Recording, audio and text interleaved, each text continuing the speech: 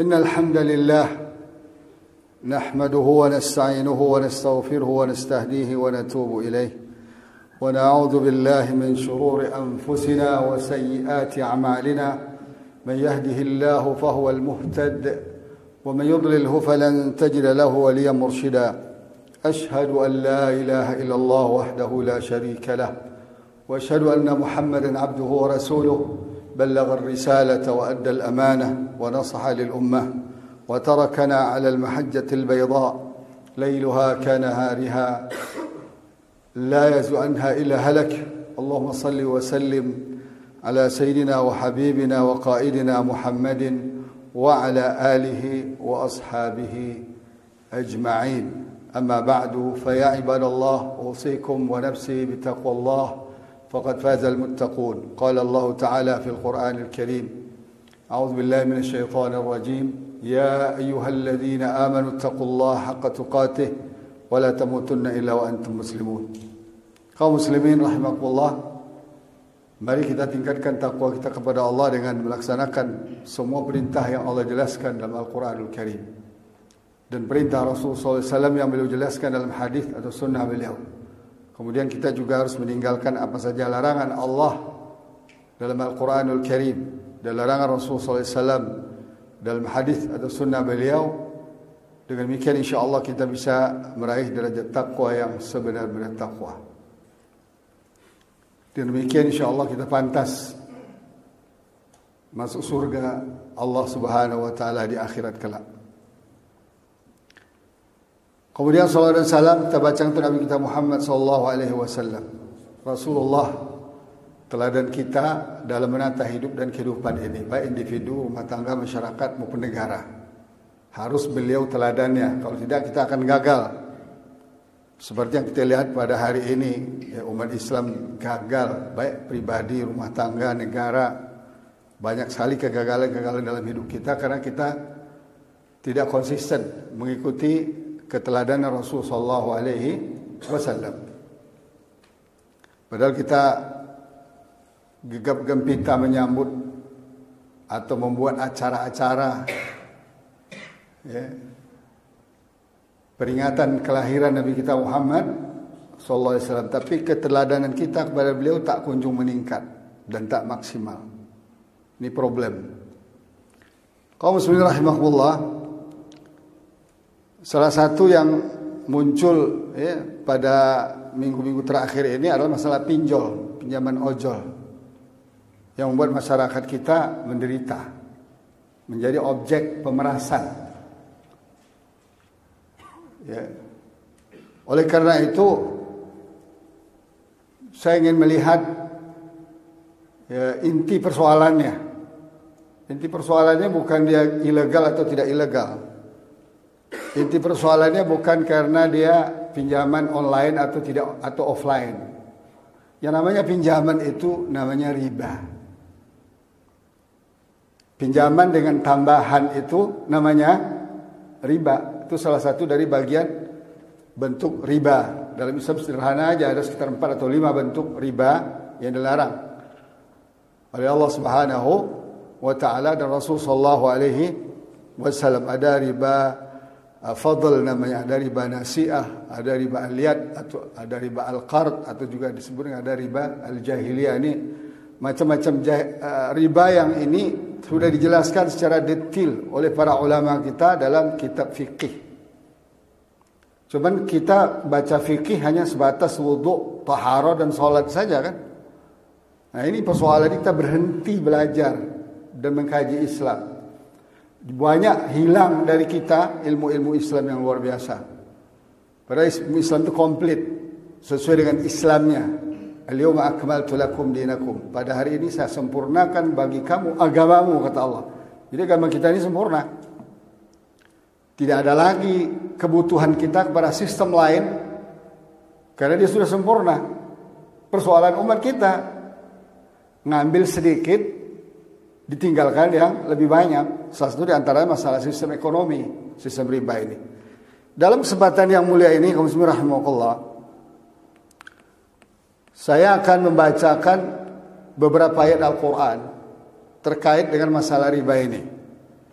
baik hukumnya, baik efeknya, ya.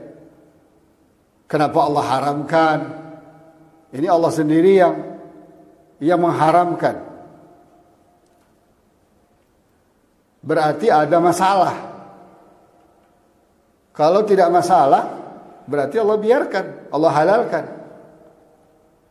Maka Rasulullah SAW menjelaskan innal halala bayyinun wal harama bayyinun. Dalam Islam itu halal haram itu udah nyata, clear, nggak bisa lagi diputar-putar, dipelintir-pelintir, nggak bisa lagi. Yang bisa diputar-putar pelintir itu wa bainahuma umurun mushtabihat. Ada di antara halal dan haram itu ada perkara-perkara yang masih samar-samar. La ya'lamuha katsirun minan nas. Orang awam banyak tidak faham, kecuali para ulama yang faham. Kita harus mengambil referensi dari mereka. Tapi Rasulullah memberikan patokan, barometer, wa ma waqa'a fi syubhat faqad waqa'a fil haram. Siapa melakukan syubhat, dia juga akan sama melakukan yang haram, karena antara syubhat dengan haram itu tipis. Contohnya Rasulullah contoh karra'i yar'a haulal hima, seperti para pengembala besar, kambingnya ribuan, ternaknya ribuan, itu dia mengembala di batas-batas tempat orang lain berternak. Apa bisa ada jaminan hewannya tidak makan rumput orang lain? Gak mungkin kan? Itu namanya syubhat. Makanya wa ma waqa'a fi syubhat faqad waqa'a fil haram. Yang suka melakukan yang syubhat pasti dia jatuh kepada yang haram. Nah, kaum muslimin rahimakumullah, hadis Nabi ini tidak berhenti di situ dan beliau teruskan. Karra'i yar'a ala wa inna likulli malikin hima ala wa inna himallahi maharimuh.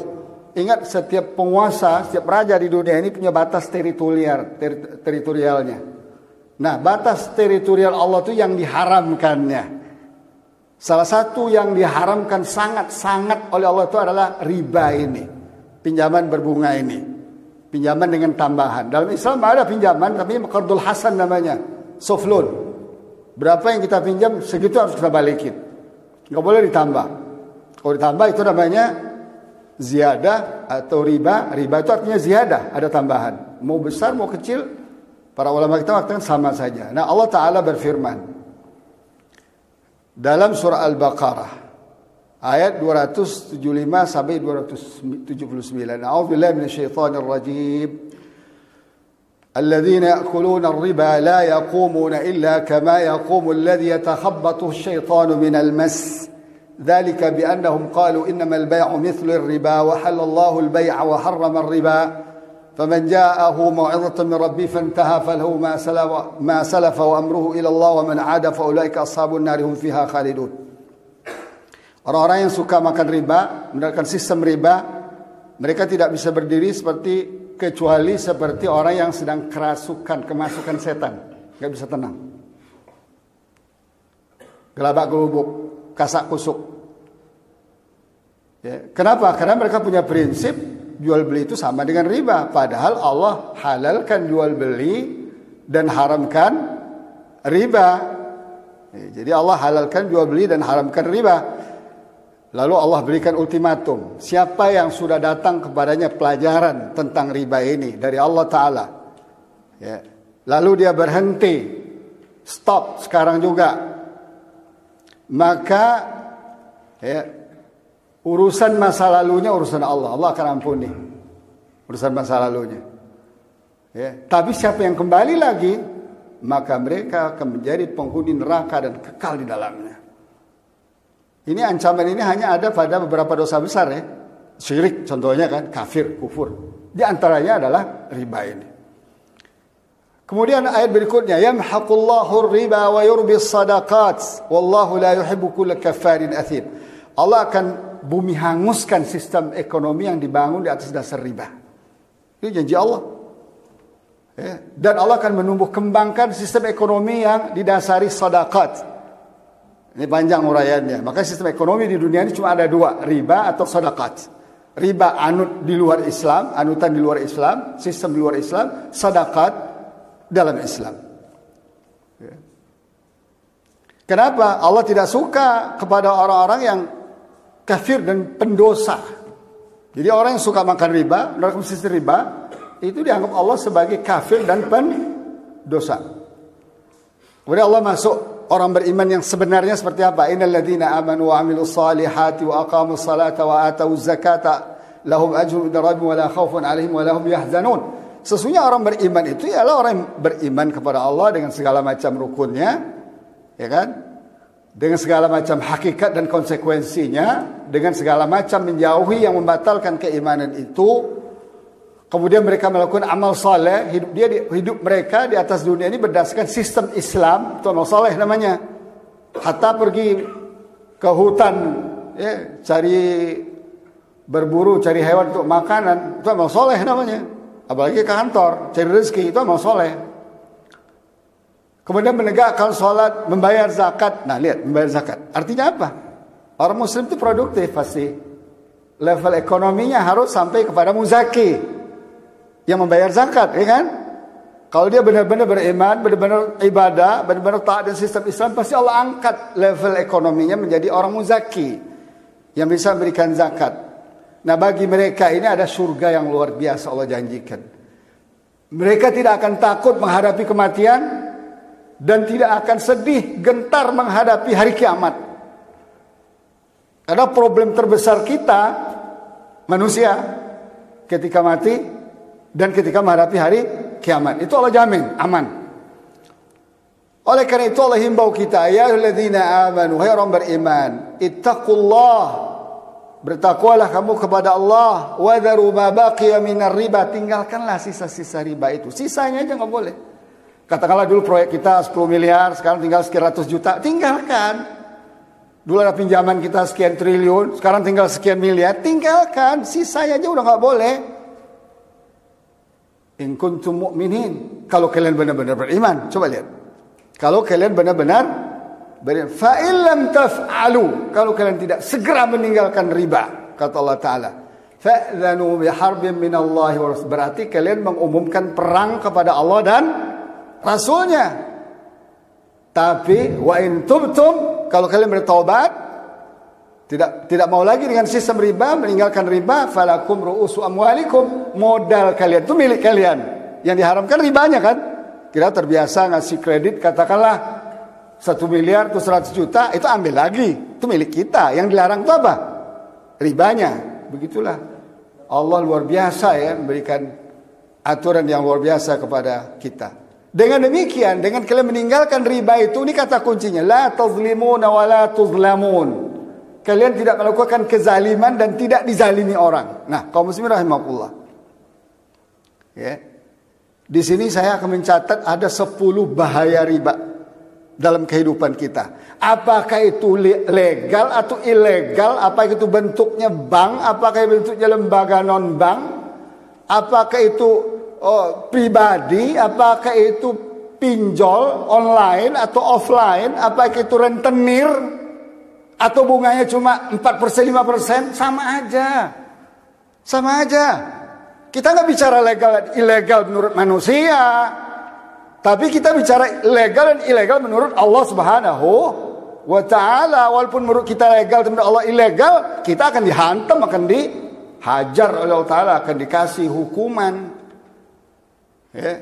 Makanya saya sudah sampaikan ini dalam banyak forum, termasuk lembaga-lembaga yang kompeten dalam mengatur sistem ekonomi kita ini. Kalau negara kita mau selamat, bangsa kita mau selamat, umat kita mau selamat, taubat dari riba itu, tutup bank-bank konvensional itu, bank syariah yang harus dibesarkan. Kalau kita mau percaya kepada ayat-ayat yang tadi Allah jelaskan dalam surah Al-Baqarah ayat 275 sampai 279. Karena kaitannya ke iman, in kuntum mu'minin.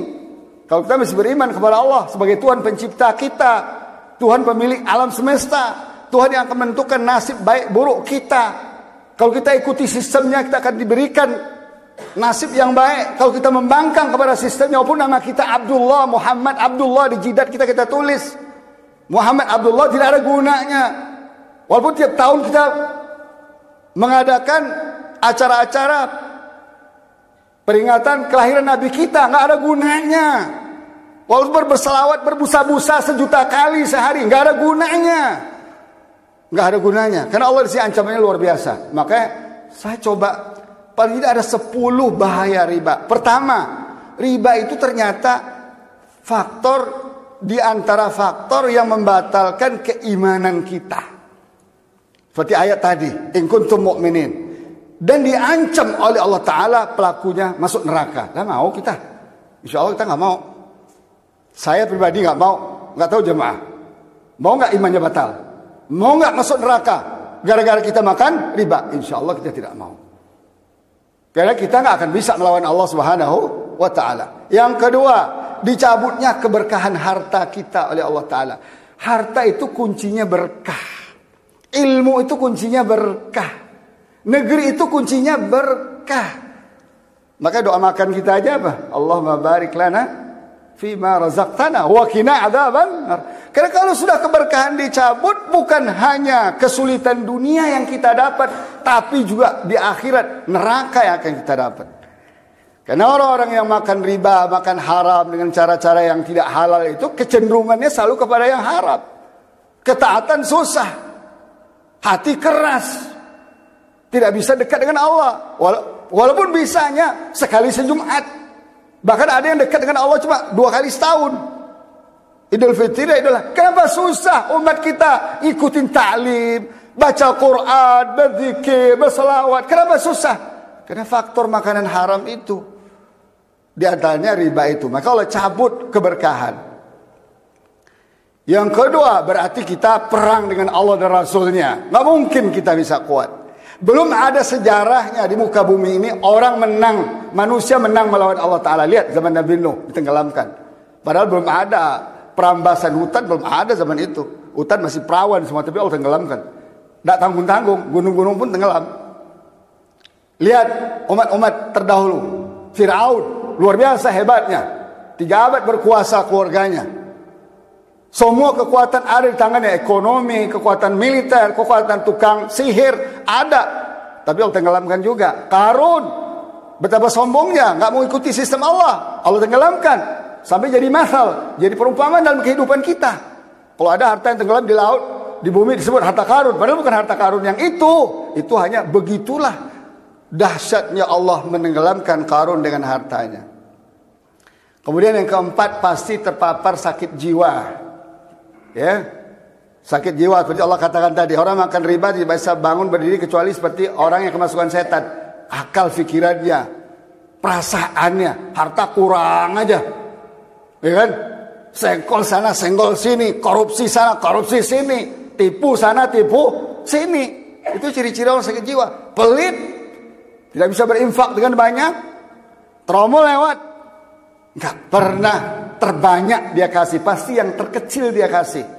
Ke dalam hatinya ada rasa, ada penyakit, pelit, gelisah, ketakutan, miskin, dan sebagainya. Kemudian terjadi kezaliman, saling zalim menzalimi, ketidakadilan sosial, dan tidak ada kesetaraan keuangan antara masyarakat. Yang kita lihat sekarang, yang kaya makin kaya, miskin makin miskin. Loh, kita udah manage negara ini 76 tahun lebih, hampir 1 abad. Masa nggak bisa? Nggak bisa mensejahterakan rakyat kita. Hanya bisa membangun konglomerasi sekelompok tertentu, 9 orang atau 10 orang saja. Ini akibat apa? Akibat sistem riba. Belum lagi yang keenam, terjadi inflasi. Coba kita lihat.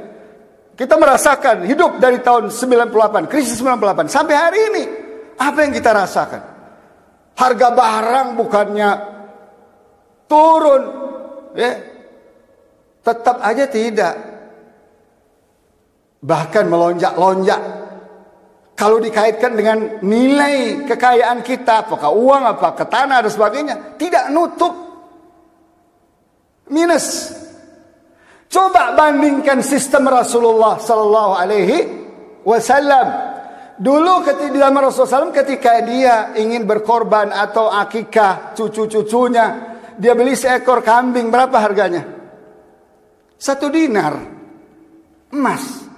1 dinar emas itu 4,2 gram.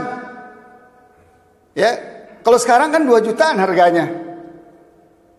2 jutaan lebih lah, 2,5 juta lah. Sekarang kambing berapa harga kambing? Tetap 2,5 juta kita dapat kambing. Coba dengan sistem mata uang yang dirancang Rasulullah SAW, dengan sistem dinar, tidak sistem fiat seperti yang tipu-tipu ini. $100 itu ongkos cetaknya cuma 5 sen, dijual kita 10.000 sen. Dan tidak boleh ditukar antar kertas dengan kertas, harus tukar dengan apa? Dengan barang. Diangkut kayu kita, minyak kita, timah kita, emas kita, ditukar dengan rupiah. Rupiah itu jadi cara mereka menggarong, menipu. Tapi Rasulullah tahu itu, bahwa yang tidak bisa ditipu itu adalah emas, kualitas emas. Jadi kalau 14 abad setengah Nabi sampai sekarang, beli 1 ekor kambing tetap 1 dirham. Coba kita 1 ekor kambing tahun 90, sebelum 98 berapa? Bandingkan dengan sekarang berapa? Oh, beribu-ribu lipat. Kaum muslimin rahimakumullah. Yang ketujuh adalah kenaikan tingkat bunga akan meningkatkan harga produk suatu barang. Logis kan? Lalu apa? Naik, krisis dah seperti negeri kita. Nggak selesai krisisnya. Bandingkan negara-negara yang berani mengurangi bunga, berkurang krisisnya. Jepang itu bunga mungkin 1-2% aja, administrasi aja. Bukan berarti bunga Jepang boleh ya, bukan. Di kita masih belasan persen, 9, 10, 12. Jadi ini menjaga krisis terus menerus agar umat tidak keluar dari krisis. Nah, dari sini yang ke-8 muncul masalah sosial di masyarakat meningkat akibat terjadi krisis ekonomi. Akhirnya orang tak tahu lagi bagaimana cara cari rezeki, mau pinjol, ponjol, punjol pun dilakukan. Padahal jelas itu menjebak, jelas itu merampok. Ya. Yang rugi siapa? Kita sendiri. Karena otak kita ribawi, pinjol gampang, nggak perlu pakai agunan. Padahal di balik itu mereka ingin nipu kita, ingin menyiksa kita. Otak-otak ribawi pelaku-pelaku bisnis ini. Nah, oleh karena itu kaum muslimin rahimakumullah, akibatnya apa? Tidak ada keseimbangan distribusi, akan dikuasai oleh orang tertentu yang punya modal. Yang mengakibatkan apa? Umat kita susah makan, susah cari uang, susah cari kehidupan. Dan yang lebih dahsyat, yang ke-10 yang saya catat dan saya lihat, saya perhatikan adalah kita atau negeri kita dikendalikan oleh orang yang meminjamkan uang itu atau hutang itu, dan dijajah dan diatur semau-maunya mereka. Makanya Rasulullah SAW mengajarkan kepada kita, Allahumma inni a'udzubika minal hammi wal hazan, wa a'udzubika minal 'ajzi wal kasal, wa a'udzubika minal jubni wal bukhul, wa a'udzubika min ghalabati ad-daini wa qahri rijal. Ya Allah, aku berlindung kepada Engkau dari kesedihan dan kegundahan. Aku berlindung kepada Engkau dari lemah dan pemalas. Lihat, lemes dan pemalas. Bangsa kita ada juga yang lemas dan pemalas ini. Dan aku berlindung kau dari ketakutan, penakut, dan pelit. Nah ini, aku berlindung kepada Engkau ya Allah dari dominasi hutang dan dominasi orang lain. Kaitan jelas kan? Ketika kita didominasi oleh hutang, pasti kita didominasi oleh yang memberi hutang. Entah IMF, entah Bank Dunia, entah Cina, entah Jepang, entah Korea, entah Arab, sama semua itu. Kalau riba sistemnya. Nah, oleh karena itu kaum muslimin rahimakumullah, solusinya apa dong? Solusinya satu-satunya stop sistem ribawi ini. Dan saya sering sampaikan, Allah akan turunkan keberkahan nanti. Akan termu jalan-jalan keberkahan. Walau anna ahlul qura amanu wattaqaw la fatahna alaihim barakatin minas samai wal ard. Kalau kita tinggalkan sistem riba dan sistem-sistem yang dilarang Allah yang lainnya, Allah akan bukakan keberkahan dari bumi dan dari langit. Karena bumi ini milik Dia, langit ini milik Dia. Apa susahnya bagi Allah? Apalagi dengan mata, kasat mata kita lihat Indonesia dari Sabang sampai Merauke, kayanya luar biasa. Luar biasa. Kok bisa ada 100 juta orang saudara kita dibawa ke garis kemiskinan yang pendapatannya 10.000 sehari, di bawah 10.000 sehari. Ini jelas penjajahan. Kalau tidak ada otak penjajahan melalui sistem riba ini, nggak akan seperti ini negeri kita. Kayalah negeri kita ini. Terjadilah keadilan ekonomi, keadilan sosial.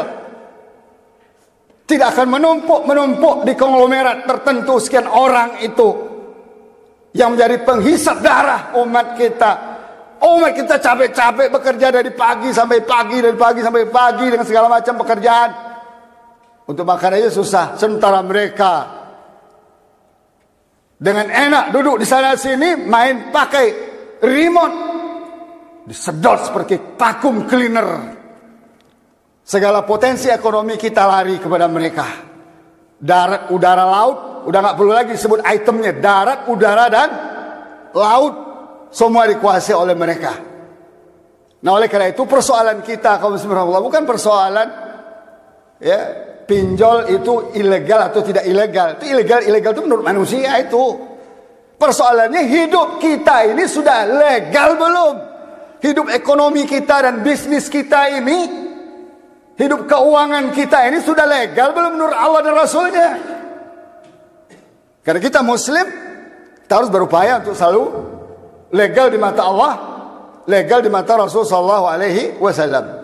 Oleh karena itu, mari kita berdoa dan bertekad meninggalkan riba ini, dan berdoa agar umat kita, pemimpin kita diberi Allah hidayah memahami masalah ini. Referensinya Quran jelas, fakta jelas. Umat Islam ini bukan umat sehari dua hari umurnya, 14,5 abad lebih. Coba lihat sejarah Islam.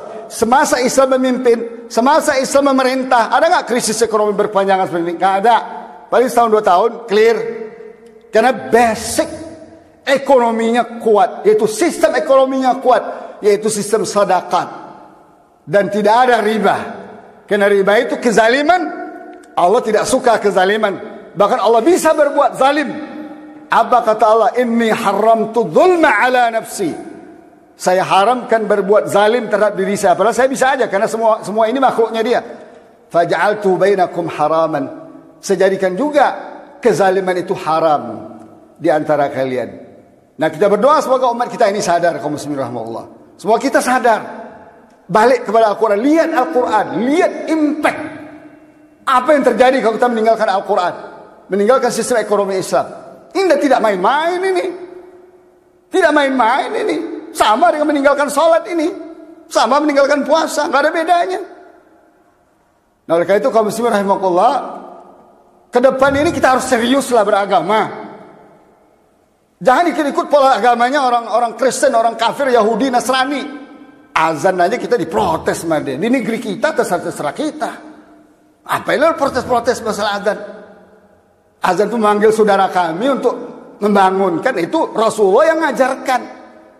Bukan Indonesia. Bukan made in Indonesia. Azan itu made in Rasul sallallahu alaihi wasallam. Pantaslah Allah mengatakan walan tarda ankal yahud walan nasara hatta tattabi'a millatahum. Tidak akan ridha kepada engkau hai Muhammad, kepada umatmu Yahudi dan Nasrani itu sampai kalian itu murtad. Artinya meninggalkan ajaran kalian satu persatu. Sampai kalian semua murtad. Apalagi murtad tidak disadari. Wal iyadu billah. Barakallahu li wa lakum fil Qur'anil azim. Wa nafa'ani wa iyyakum bima fihi min al-ayati wa dzikril hakim. Fataqabbala minni wa minkum tilawatahu innahu huwas samiul alim.